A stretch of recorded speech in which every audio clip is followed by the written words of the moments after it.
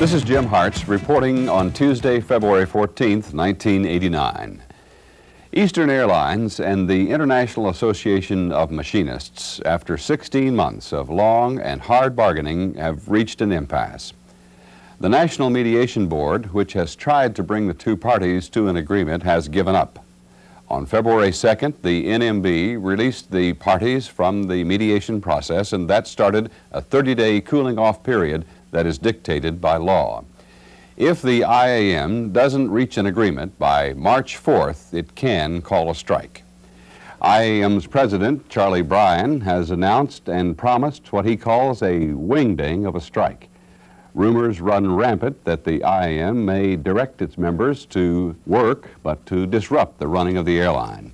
Indeed, many believe that that may have started when the IAM members in Philadelphia pulled tags from bags on February 4th, and hundreds of mechanics and other IAM members staged a 3-hour illegal strike in Miami on February 7th.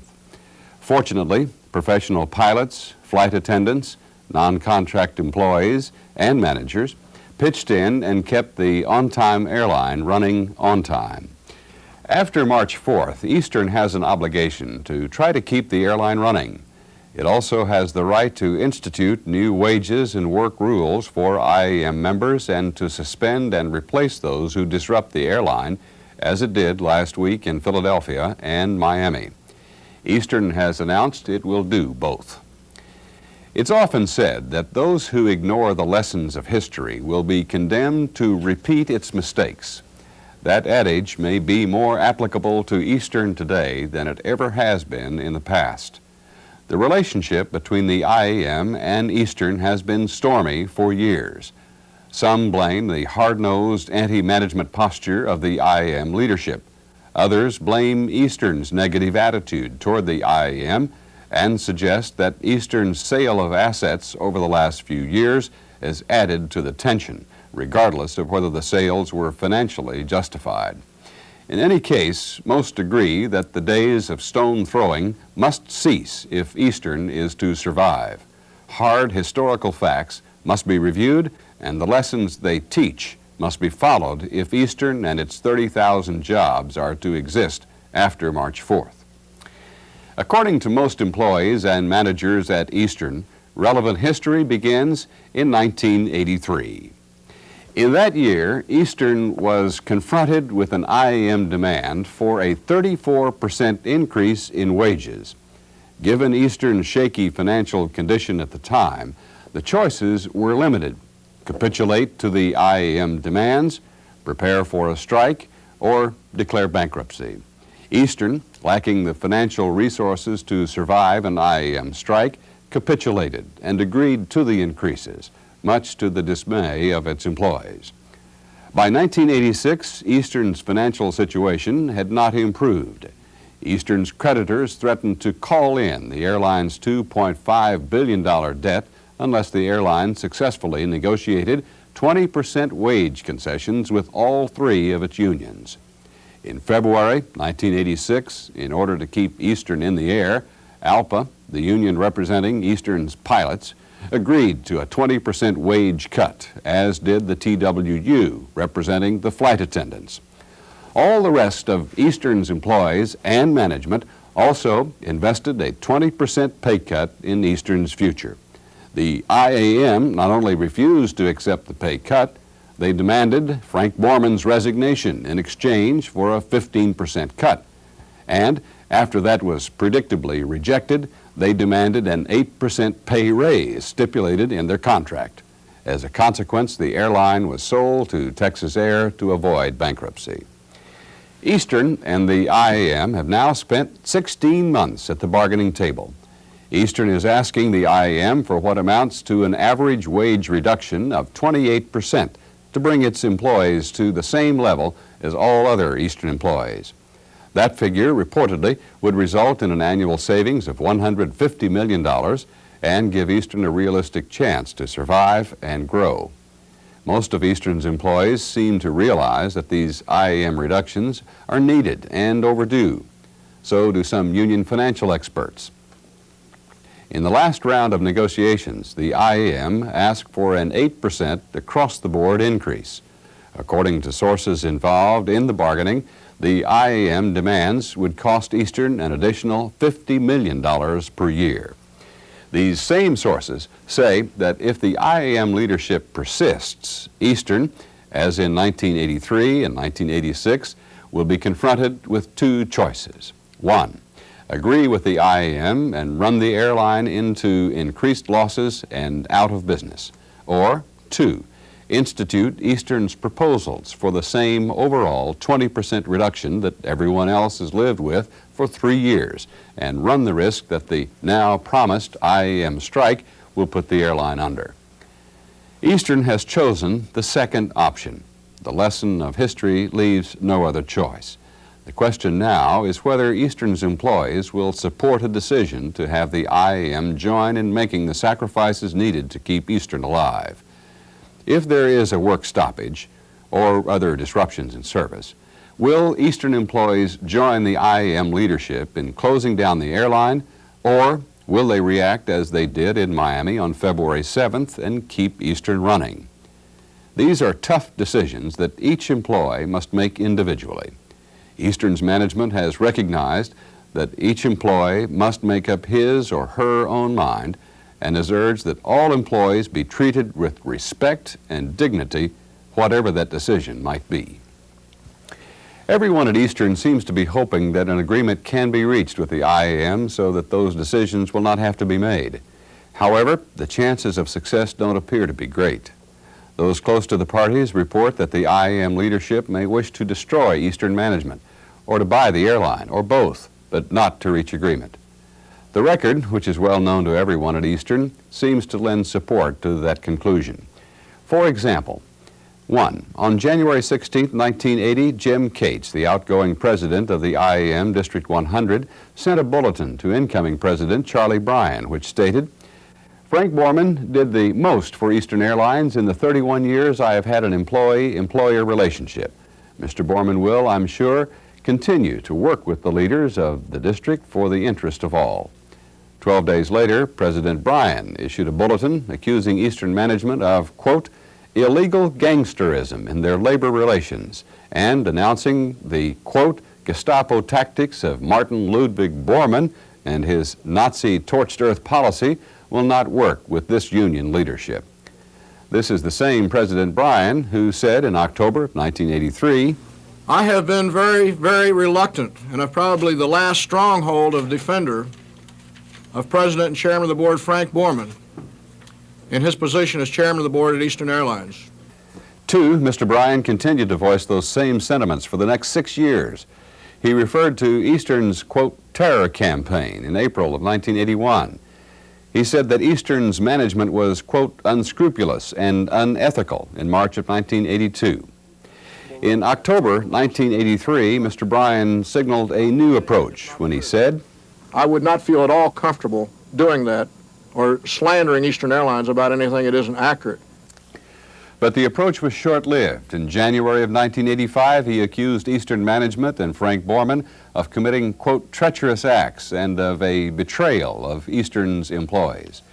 The IAM leadership feels the same way about Frank Lorenzo, and starting in February 1988, began referring to him as, quote, the union-busting pillager of the American dream, and a, quote, brutal, unscrupulous corporate autocrat.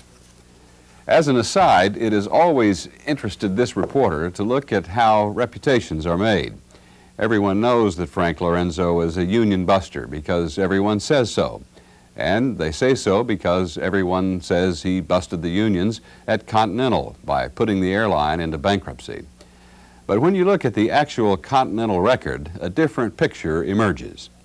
For example, after a full hearing on Mr. Lorenzo's alleged union-busting tactics at Continental, a federal bankruptcy judge stated, quote, Continental made considerable and reasonable effort to reach agreement with the unions. On the other hand, this court is concerned that the union does not intend to reach an agreement with Continental. The union appears to have strong motives for seeing that the carrier is shut down as an example to the other carriers whose employees are represented by this union. Some observers of the present Eastern dispute suggest that history may now be repeating itself. In fact, according to IAM's own leaders, they have been searching for a way to purchase Eastern since January 1986. They have contacted Pan Am, the Pritzker family, Samuel Higginbottom, and Carl Icahn, as well as numerous unnamed private investors. So far, no one seems to be seriously interested. In October 1986, according to court documents, the IAM joined a coalition which budgeted $3.7 million, 40% from the IAM, to, quote, design a method for purchasing the outstanding shares of Eastern Airlines. Apparently, in support of that effort, other court documents show that the IAM's leadership also committed to a group effort to create a, quote, hostile environment at Eastern and to, quote, emasculate management's business plans. In February 1988, IAM documents produced in court show that the IAM's leadership endorsed a coordinated campaign to personalize its dispute as one with Frank Lorenzo in order to force him to, quote, sell Eastern to its employees. The point is not whether the IAM leadership is right or wrong in wishing to undermine Eastern's management or in trying to buy Eastern. What is important is that this leadership, which seems committed to the destruction of Eastern management or to the purchase of the airline, is not likely to reach a workable labor agreement which will give the present Eastern a chance to survive. The status of current negotiations lends support to that view. As of January 22, 1989, when the last round of NMB-mediated bargaining sessions was held, the primary difference between IAM and Eastern was rates of pay. Eastern proposed average pay reductions of 28%, equal to the sacrifice of all other Eastern employees. Here's how the reductions break down. Eastern proposed an average mechanics pay wage reduction of only 15%, with many senior mechanics pay being reduced by only 4.5%. Eastern proposed baggage handler reductions of 36% to $10 an hour, but these are reductions for employees who have enjoyed a 28% increased pay differential for the last 3 years. That $10 hourly rate is also almost double the $5.25 per hour rate American Airlines subsidiary, AMR, pays its baggage handlers under union contract. Despite these proposals, and despite the fact that everyone at Eastern expects an equal sacrifice from the IAM, the bargaining has deadlocked. In fact, the IAM has proposed an across-the-board pay increase of 8% for all of its baggage handlers, mechanics, and others, bringing all to a level 36% higher than all other Eastern employees. And a number of now suspended IAM members and leaders have backed that up with illegal disruptions of service, strikes and pull tags designed to destroy passengers' confidence in Eastern's on-time performance.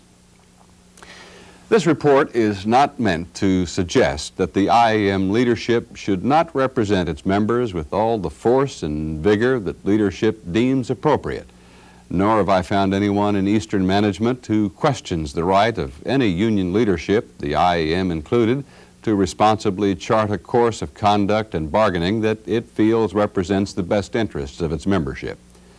The foregoing facts are not discussed here to deride the IAM leadership for its past or present actions. They are reported only to suggest that a workable labor agreement between Eastern and the IAM may be difficult to reach in the remaining 17 days before March 4, 1989. On February 2, 1989, the National Mediation Board concluded that bargaining was at an impasse and released the parties. 30 days from February 2nd or on March 4, 1989, Eastern will be free to implement its bargaining proposals and the IAM may start its promised, quote, wingding of a strike. As we report these events at Eastern, the possible appointment of a presidential emergency board is being discussed in Washington and throughout the Eastern system. Many observers doubt that any real emergency exists, but are quick to point out that decisions to appoint a PEB are often political and are not necessarily founded in fact. If a PEB is appointed, Decision day for Eastern, the IAM, and all Eastern employees may be extended several weeks, but the same decisions will ultimately have to be made unless agreement is reached between Eastern and the IAM. Eastern's management has announced an all-out effort to reach an agreement with the IAM. Management has stated that an equal sacrifice is requested of the IAM in order for the airline to have a chance for survival and future growth. If the IAM accepts these necessary changes, according to management, Eastern has the chance to survive and prosper.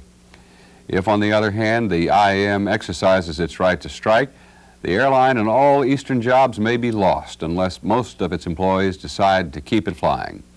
The only hope of avoiding that loss is if Eastern employees pitch in, continue to work, and convert the countdown for survival into the first step towards the revival of Eastern Airlines. No one watching these events unfold can overestimate the difficulty of the decisions that each Eastern employee may have to make on the morning of March 4th. Jobs, livelihoods, careers, family plans, and futures, as well as loyalties to fellow workers, all weigh heavily on those potentially devastating individual decisions. Regrettably, all signals now point to a March 4th strike or service disruption, and the unfortunate need to make those tough choices. Those of us on the outside can only stand and watch, but we're not totally disinterested. I'm a member of the One Pass Elite Club, and there are large numbers of us in the flying public who look forward to flying the safest, best on-time airline in the country, Eastern Airlines.